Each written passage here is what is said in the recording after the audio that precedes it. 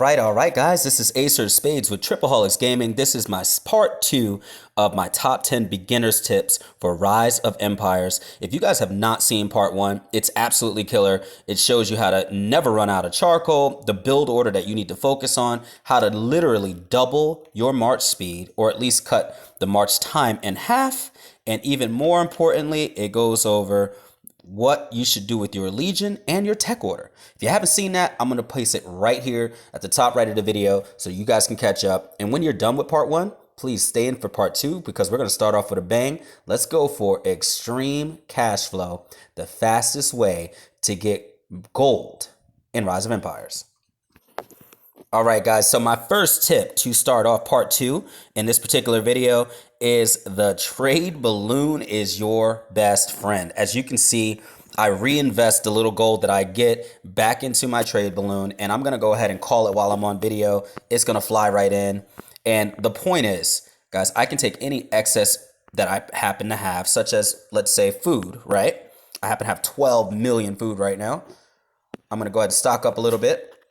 Trade balloon is going to come. And because it's at level 12, I'm getting 600,000 a pop. And you get 2 trade balloon calls a day. So the greatest suggestion I can give anyone starting this game is you go ahead and get this thing at least to level 8 and slowly progress it as you do better and start selling your food and the infinite resource, which you have nothing else to do besides ration truck. Sell your ale to this wonderful balloon and keep raking in massive cash. If you do this on a consistent basis, you'll never have problems with money, especially if you're a raider and you're knocking things out anyway. As you can clearly see, if I wanted to, I could do that 16 more times and I got more than enough food to spare. Plus I'm hitting people left and right in the game, so I don't run out of resources. And that being said, I have no problem increasing my base levels and increasing my RSS depots. All right, tip number 2, I like to call Raider for life, guys. So at the start, you have 3 classes that you can choose from. The hardest resource to get in this game is gold. So for rapid growth, I highly represent trade or trader. Those who argue with farmer, I truly believe you're sadly mistaken. I've been playing this game and other games very much like it for many seasons over. And it is far too easy for a trader to keep up with all the other resources that a farmer can get. But it is almost impossible for a farmer to replace the 50% increase in money. And money, by the way, is the hardest resource in this game to get. But once you get around level 10, especially in this game, because you're going to be surrounded by so many new players anyway, and if you're following my tips, you're going to grow faster than all of them regardless. That's when you need to become a raider. There is nothing that is going to replace a raider hitting a trader in battle. So here's a really quick tip. The actual fastest way to get money outside of that trade balloon, which is giving you crazy amounts right up front, and you want to save those balloons again, guys, until you have your trade post high enough. Maybe don't use it for the first 7 days of gameplay.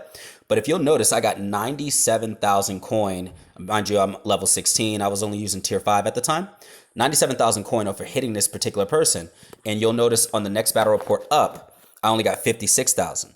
That is because traders who get hit by raiders give off almost double or about 40 to 45% more coin than farmers or other raiders do.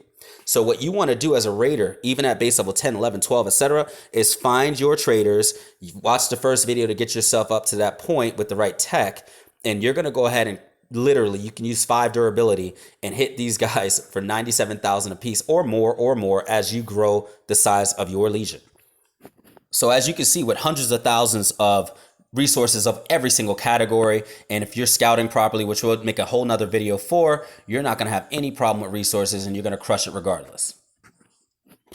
Tip number 3, guys, this is where it starts getting really good in my personal opinion. This is called purple chests. Guys, I cannot stress this enough. Purple chests have to be the ultimate reason I can grow as fast as any of these heavy spenders that I find in this game.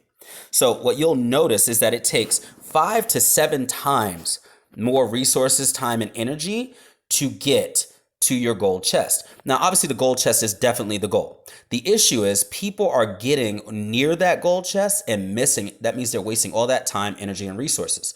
What you'd want to do instead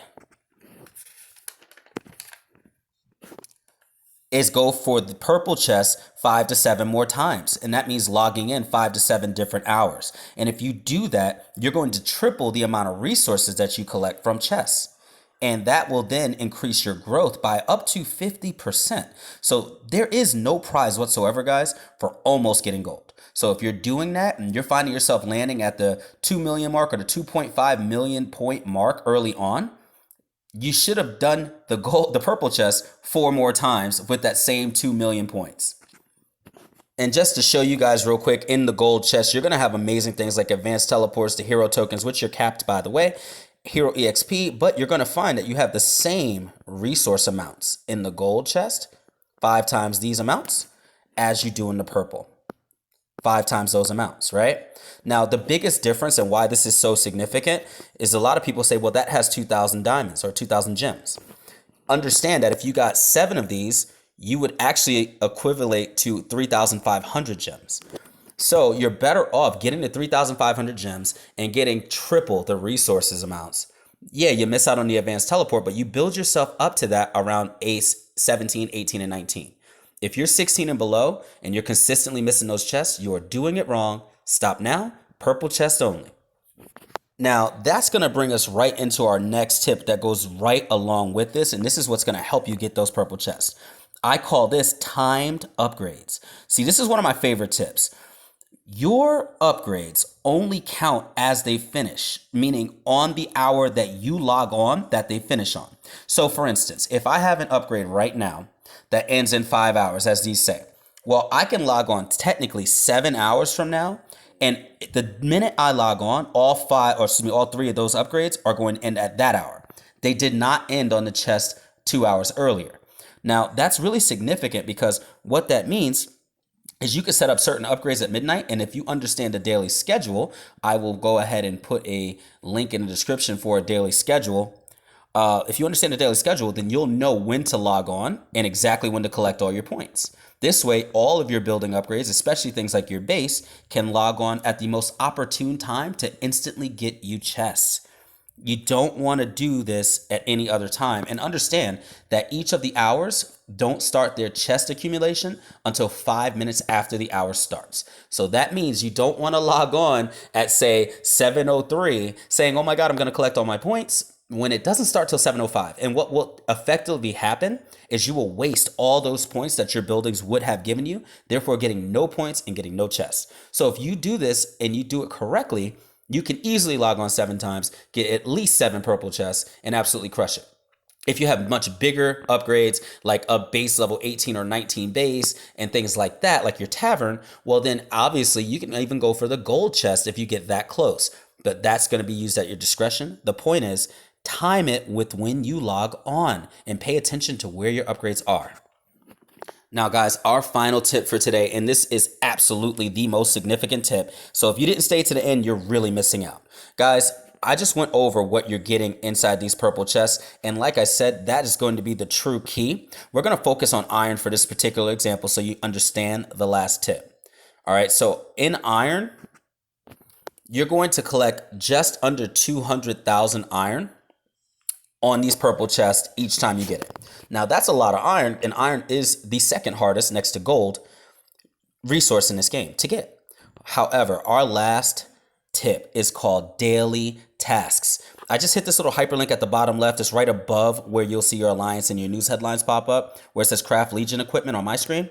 When you click that, you have your main tasks, which are also cool, but not anywhere near as important as your daily tasks. As you can see, I far exceeded mine. You don't have to do all that. I'm going to place a video at the top right of this one right now, right here, that you can go ahead and watch. It's on Last Shelter Survival, but it is the exact same tasks as this. And I perform each and every one of them using minimum energy because you don't want to waste anything if you don't have to.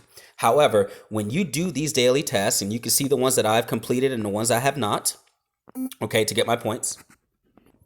But my entire point is, even just in these last few chests, which is 340,000 iron, plus another 340,000 iron, plus another 110,000 iron, is equivalent to getting 7 purple chests worth of resources, as well as 7 blue when you go through the rest. And you might want to go ahead and search through these chests and see what speed ups you're getting and all the different money that you get, etc.